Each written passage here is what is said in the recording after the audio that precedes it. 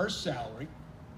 I remember we moved here in 1969 to New Hampshire. It was a family of 4. I think her starting salary was about $7,000.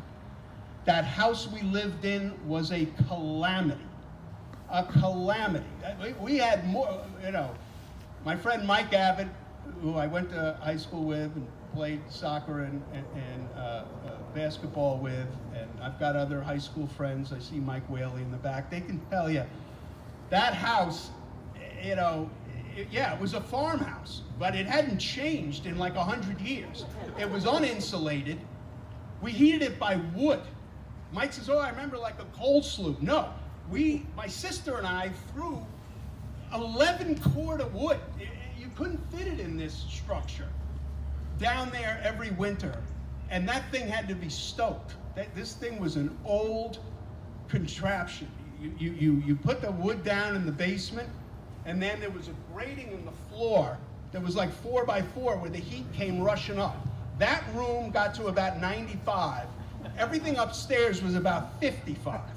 We were the only house around, never any snow on the top. There was no snow on our roof. Instead, because the heat went up through the uninsulated roof and melted, we had 7-foot icicles that came down. My mom took the morning, that thing had to be stoked every 4 hours.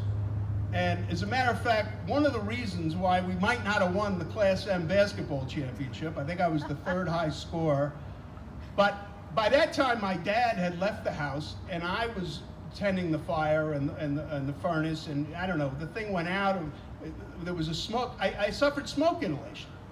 So despite Mike Whaley's, I think, 22 points, I was basically throwing up at halftime ashes after, having been in bed for 3 days with smoke inhalation and only scored 4 points and we lost by 2.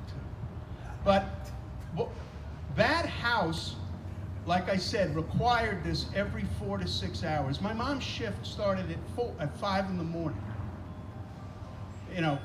So that's when she started. Then she went to school. Then she was up at night grading tests. And then I remember her at night talking to parents, worried, why isn't my kid reading? You're not teaching them right. A lot of these parents didn't understand. My mom was always so patient. Says, listen,